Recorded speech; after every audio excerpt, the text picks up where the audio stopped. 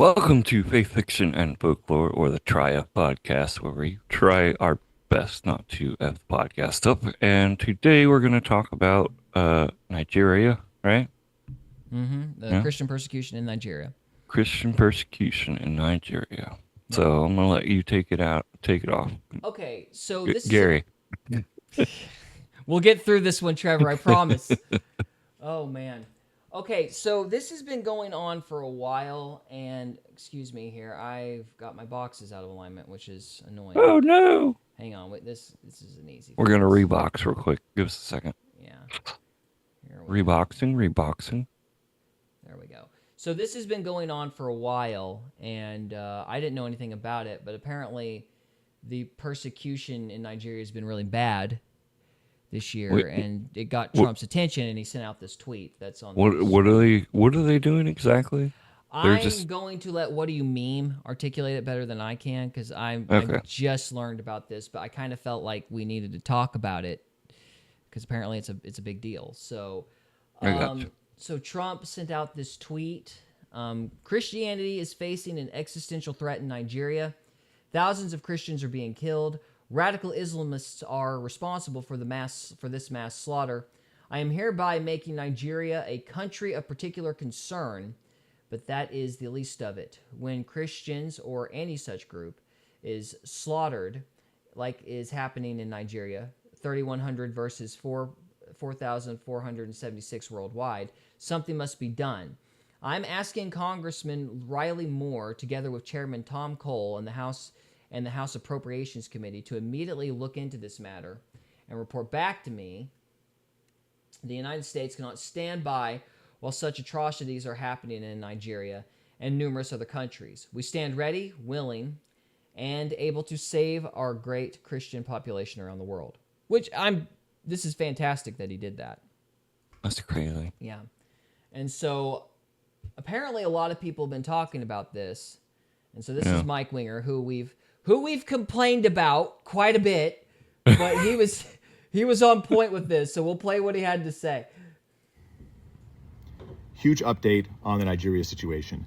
3 days ago, I made my video with Judge Saul warning about the terrorists in Nigeria and how the government's turning a blind eye to the slaughter of Christians. 2 days later, Donald Trump does what we were asking for in the video, the first thing we asked for, which is to designate Nigeria as a nation of particular concern. This is an important thing, legally speaking. It allows the gears to turn in other directions as far as in our government. Then today, we get a new announcement, and this is huge. I'm going to read it to you. This is what the president of the U.S. just said officially. He declares this to the Nigerian government. Let me read it to you. This levels things up. You'll hear the rhetoric. It's pretty intense. He says, if the Nigerian government continues to allow the killing of Christians, the USA will immediately stop all aid and assistance to Nigeria and may very well go into that now disgraced country guns a-blazing to completely wipe out the Islamic terrorists who are committing these horrible atrocities, Trump wrote. It goes on. He says, I'm hereby instructing our Department of War to prepare for possible action. If we attack, it will be fast, vicious, and sweet, just like the terrorist thugs attacked our cherished Christians. Warning, the Nigerian government better move fast. Let me just say, the purpose of government is to be a terror to the wicked, and these terrorists should actually be killed. This is the moral and right thing to do. I'm not cringe to say it. As a Christian, I stand on Scripture. I stand on God's word when I say those who are mass murdering should be killed. The government should go in with guns and kill them. That's the right thing for them to do. Now, if they turn themselves in, we should take them through court and do due process and then kill them. But that's the appropriate and right thing. But this will hopefully create pressure. Let's see what happens next. I just want to update you guys because, listen, it was your actions that helped lead to this. I believe that you guys helped push the ball forward. Now, people came before us. This is not like Mike did all this. No way, right? People have been working on this stuff for years. They really have. But I think that we helped grab the momentum that they created and we moved the ball forward. We, meaning like Judge Saul and you guys, we moved the ball forward. And this is what we've got going on right now. So it's a beautiful thing. Now, if you're a Muslim and you're watching this, I would encourage you to give your life to Jesus Christ, because you're thinking Islam's taking over the world. But what's really happening is Islam is taking over your soul, and it is taking you far from God. You've been lied to and lied to and lied to. And you need to open the Bible. You know, your book says that you should trust what's in our scriptures. Go read the Quran. It says that you should be trusting it. Now you're told by some, oh, but it's been all corrupted. That's all bunk. None of it's true. We're just asking you, open your mind, read the book for yourself. Don't be afraid of what you'll find there, because you know that your fellow Muslims may turn against you. But you got to follow God no matter what the cost.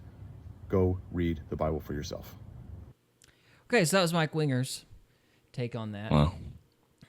So Trump, Kalik says Trump, white hat / black hat. Yeah, sometimes he does things I agree with, playing both sides. Yeah. Yeah. Yeah, he does things I agree with, and then he does things that make me so unspeakably angry. Like Hence not release the list. Hence the still no list logo that's replaced the fiction logo. Or the faith fiction folklore logo. Yeah, he does this thing where he just, playing both sides is probably one of the best ways to put it. We might have to start making shirts. Still no list. Still no list. We're going to see what happens. This government shutdown can't last for forever. We'll see what happens when Massey puts out that demand that they actually vote on the files. So we'll see.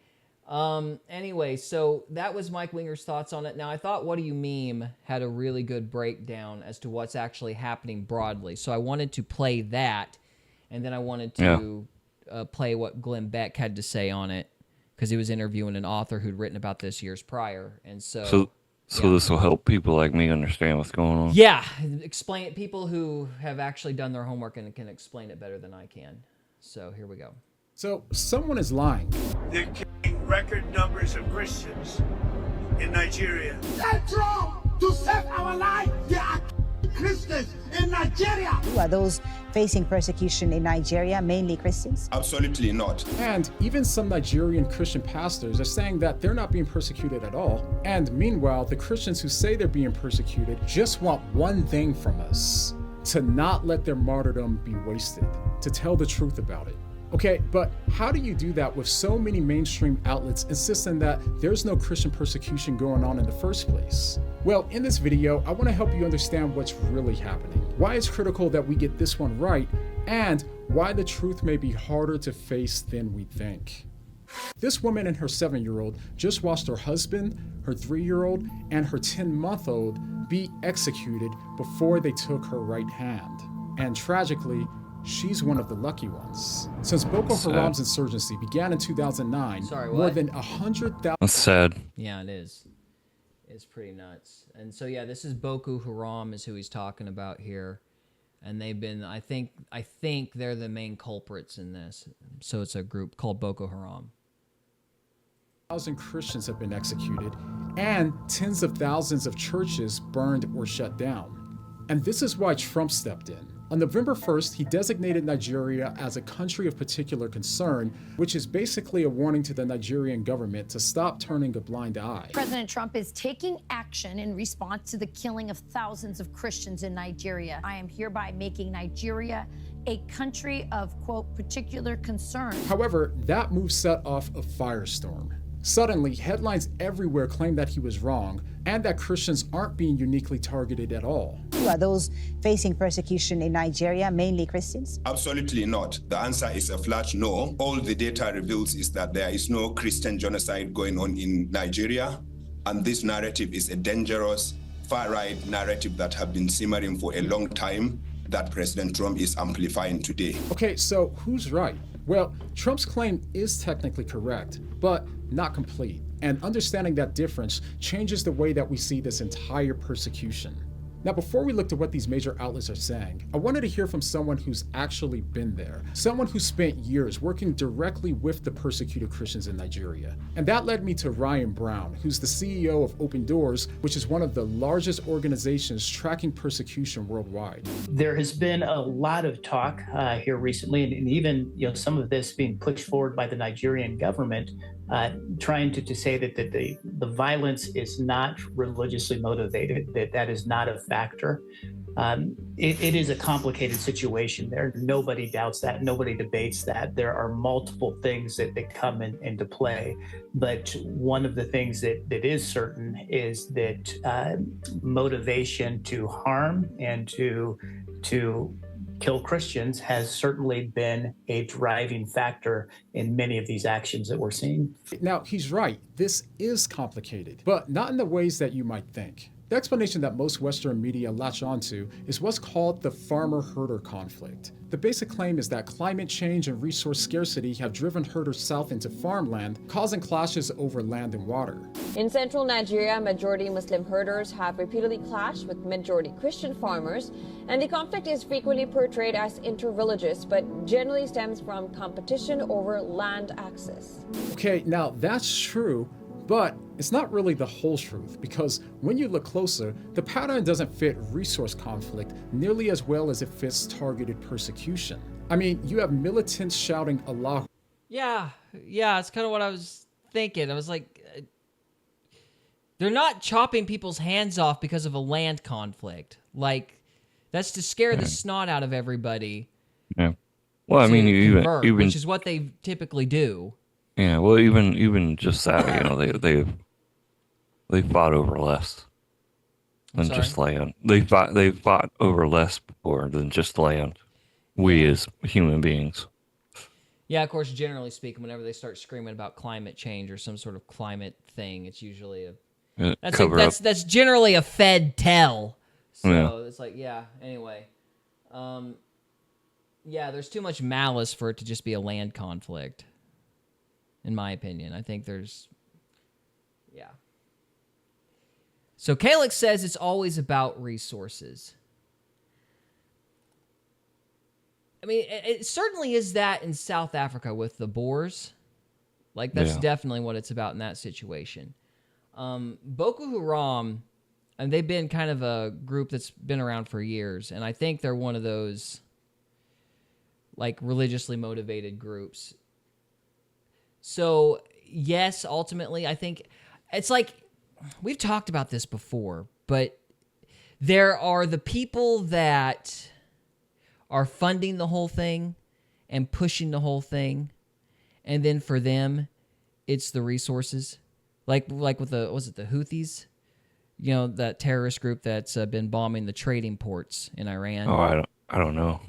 Yeah, well, if it was a strictly just religious thing for them, like Iran would be dogpiling on Israel, but it's terrorism in that situation up there is an economic tool.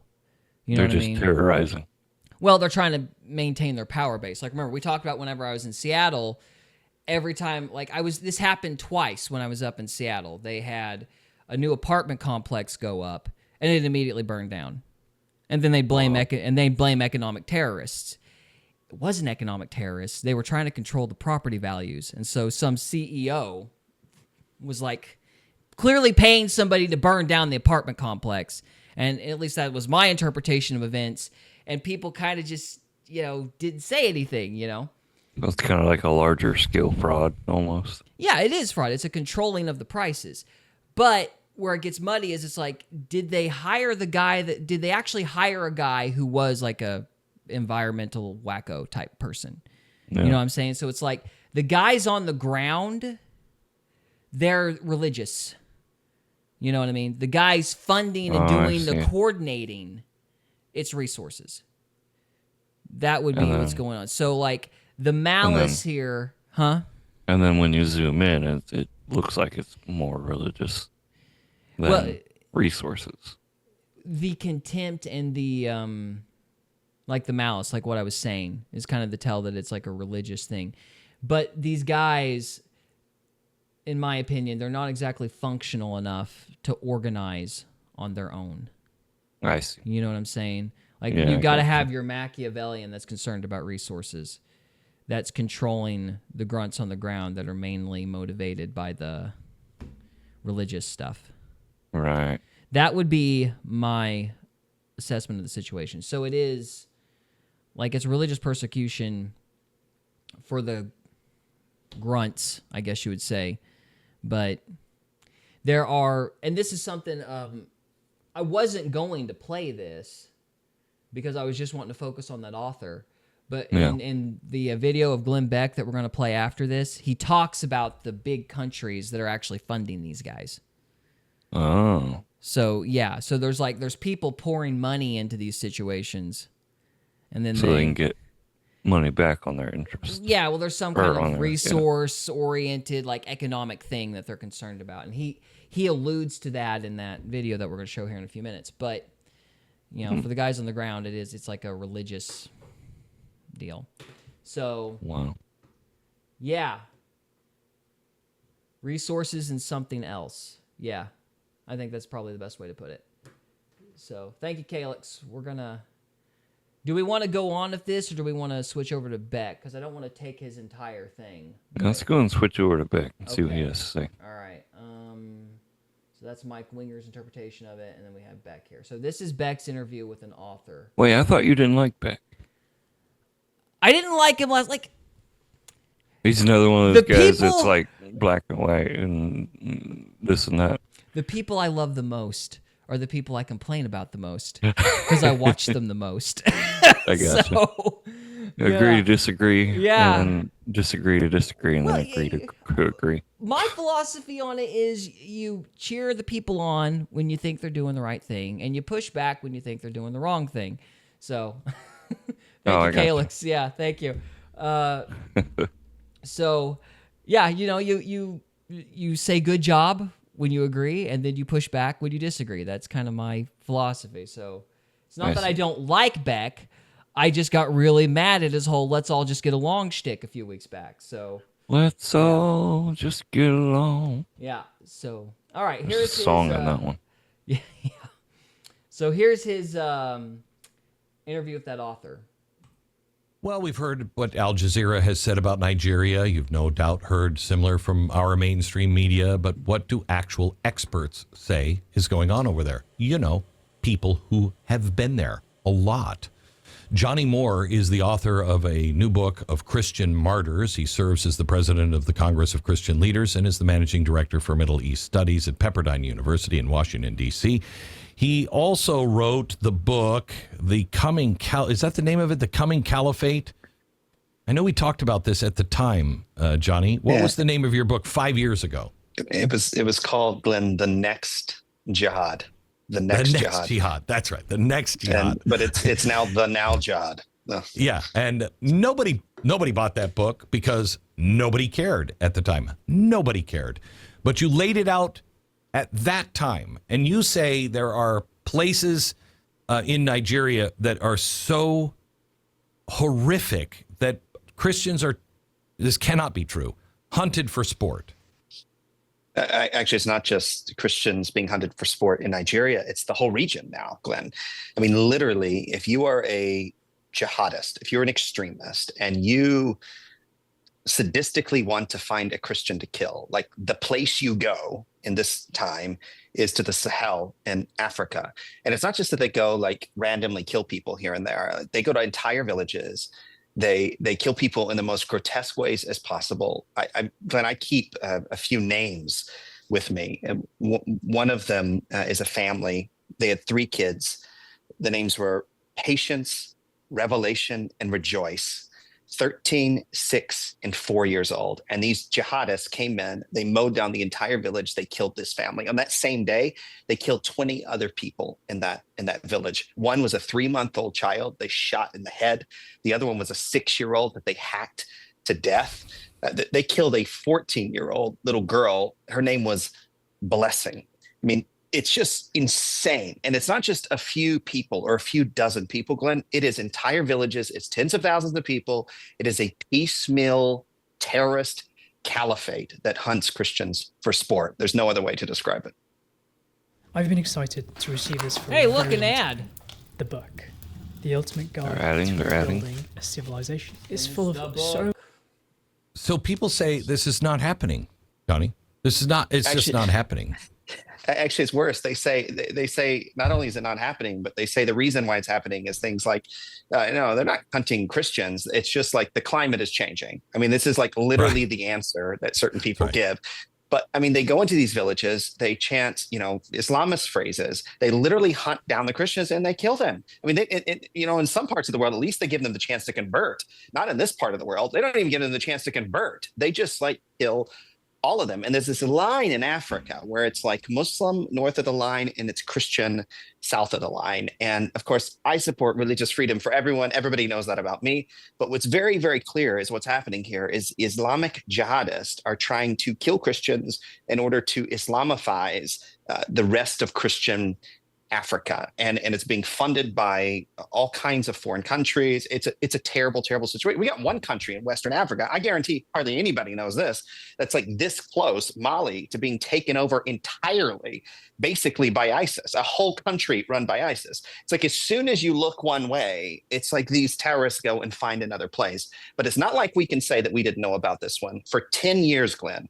This has been the most dangerous place in the world to be a Christian, and hopefully, finally, the world will pay attention, and people will stop dying. But I got to tell you, I think about the tens of thousands, maybe 100,000 people that have already just been killed, like quickly, like shot, like they massacre these people, they torture them before they kill them. 7,000 people since Trump has been in office. 7,000 people since Trump has been in office, and as you say, they're torturing them, they're killing them. This isn't a war. This is, you would say, maybe sport, but this is that's these jihadists coming in. They're not at war. They're not at war. Have you seen one protest, Glenn? Like literally one. Like 5 people on some street corner somewhere in a community where maybe there's some Nigerians or some people that really, really care about persecuted Christians. Like none.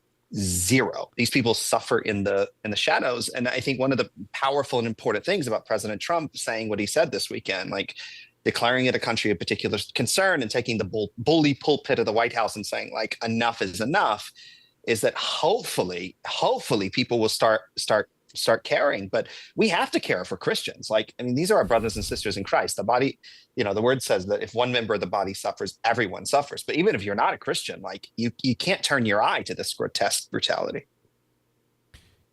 Johnny, you've known me for a long time, and I go where I have to go. And I'm really struggling right now because I feel like I should be going to Nigeria to bring the story because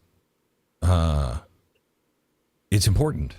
And everybody on my team was like, Glenn, you can't go. And I'm like, I'm going. This week, I have been told in no uncertain terms, by the highest levels of people who know in our government, do not go. It is the most dangerous place on earth. How do we get people to pay attention to this if you can't get anybody from the media to go and actually cover it because it's the most dangerous place on earth? Well, I'll tell you. And that's kind of an issue. Like, that's why it took so long to figure out what was going on in South Africa, because nobody would go down there for and forever. If they did, like Lawrence they'd get Southern was shot. one of the first. Yeah. And yeah, it's one of those things where that's scary. There's the religious component. And before this interview, he breaks down the money. Like the Muslim countries that are funding this. And he also ties it in. Similar things are going on in other countries, and they have gold and resources and stuff tied to those countries as well. So there's economics at play, but they're using the religion as a pretense. Wow. And it's they're feeding into that tribalism.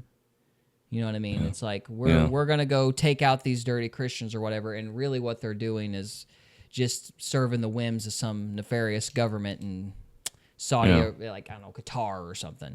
And that really not them specifically. I'm just throwing them out as a hypothetical.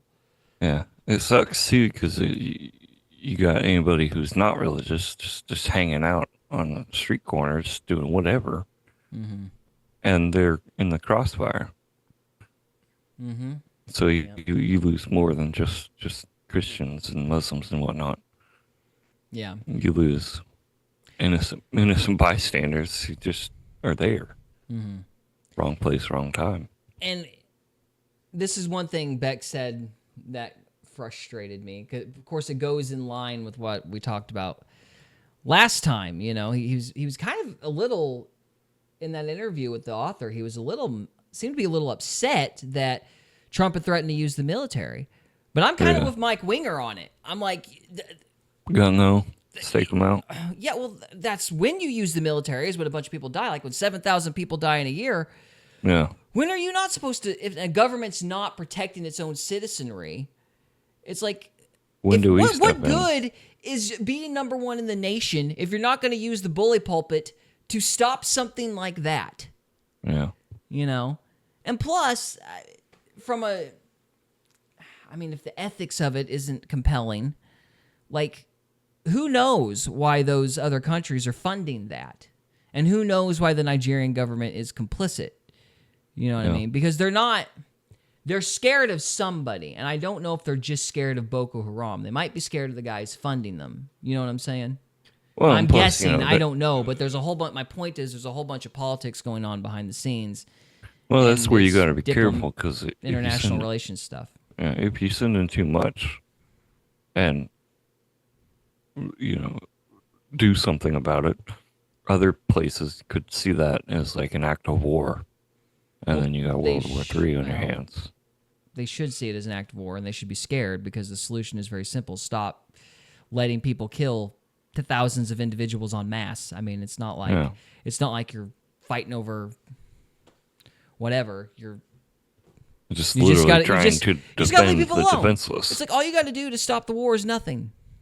So, like, enforce your laws and go on as business as usual. But somebody's paying people to look the other way. Somebody's funding the army. Like, it's not just corrupt. Like, even if it was just like random slaughter, like that should still concern us. But it's not just that. There's money being exchanged.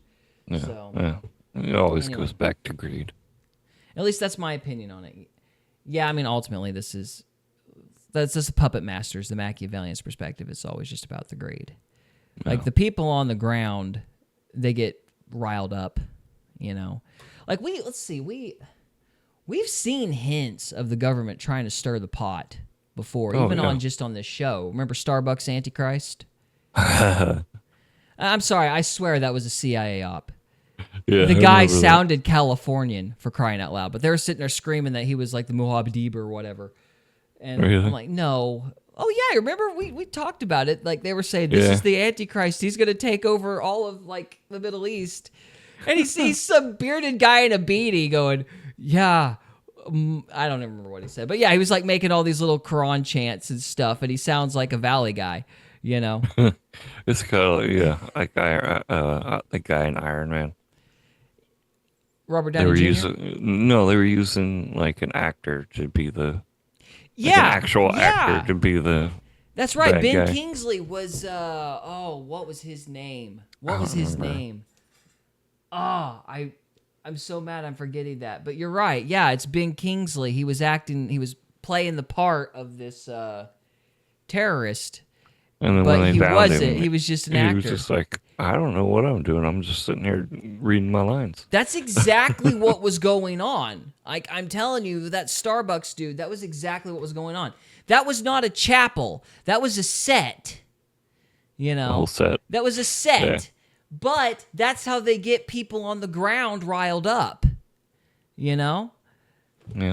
It's crazy. So, anyway, the bottom line, though, is I'm glad Trump's doing something about it, and I kind of felt like we needed to talk about it and not just ignore it, because it's a horrible situation, regardless of how it's coming about. Like, that's just awful. So I felt like we needed to say something. So, you have any final thoughts, sir?